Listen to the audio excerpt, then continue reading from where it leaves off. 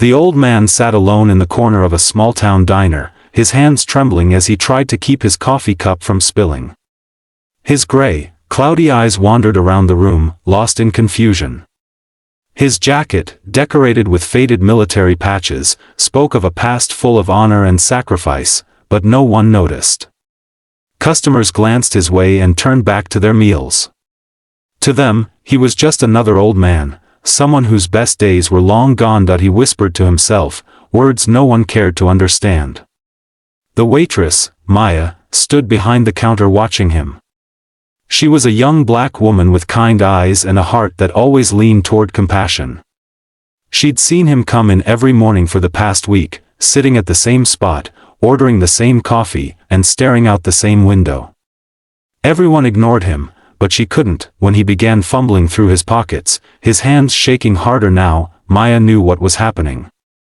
He couldn't find his wallet.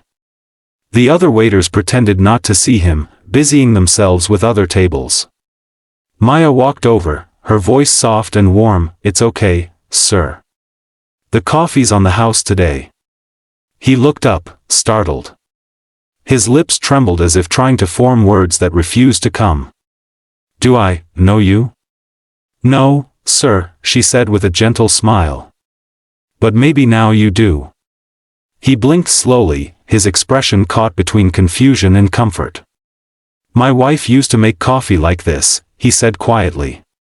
"She'd hum a tune while it brewed. Said it made it taste better." Maya sat down across from him, ignoring the curious looks from other customers. "What was her name?" "Eleanor," he said after a pause. His voice cracked. "She had this laugh, like sunshine." He told stories, fragmented pieces of a once beautiful life. How he'd met Eleanor before going off to war. How they wrote letters that smelled faintly of perfume and hope. How she waited for him to come home. How she got sick, and how every day since then felt like trying to live without air. The diner went quiet. People who had ignored him now listened in silence. His words carried pain, love, and memories that time hadn't managed to erase. Maya reached across the table and took his hand. "You're safe here, Mr. Robert," he said softly. "Robert Lang."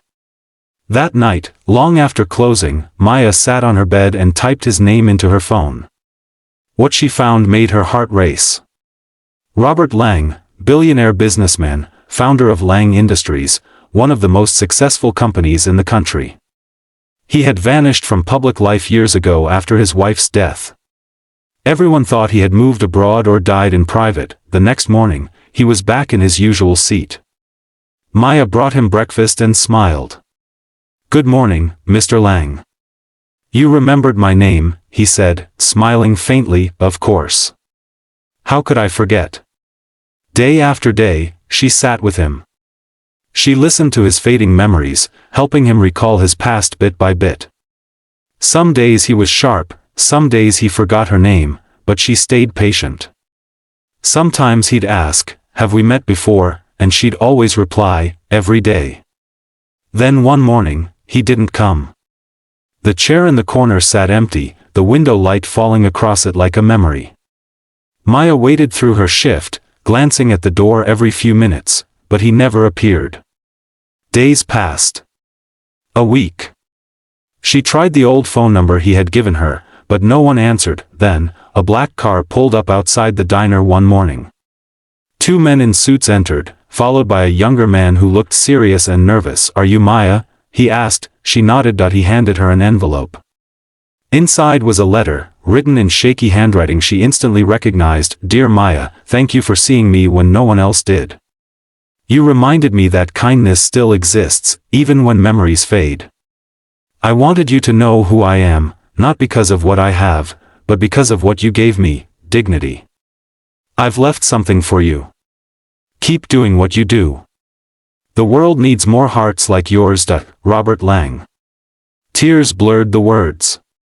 There was also a legal document inside, confirmation that Robert Lang had passed away peacefully 2 nights earlier and had left behind a portion of his fortune in her name, with specific instructions that he had donated most of his wealth to reopen the town's closed veterans' home, with Maya as its director. Months later, the old building stood alive again. The sign above the entrance read, Lang Haven, a place of honor. Veterans filled the hallways, some in wheelchairs, some with medals pinned proudly to their chests. Maya walked among them, smiling, feeling his presence in every corner. During the opening ceremony, she stood at the podium, holding the same letter he had written. Robert Lang once told me he couldn't remember much, she said, her voice trembling. But I'll never forget him. He showed me that it doesn't take money to change a life, just kindness. Applause echoed through the crowd. Maya looked up at the sky, sunlight breaking through the clouds. For a moment, she could almost see him there, standing tall, smiling, his uniform gleaming, his eyes clear again. Though the world had once forgotten Robert Lang, Maya never did, because sometimes, one act of love is all it takes to make someone unforgettable, and to remind the world what humanity truly means.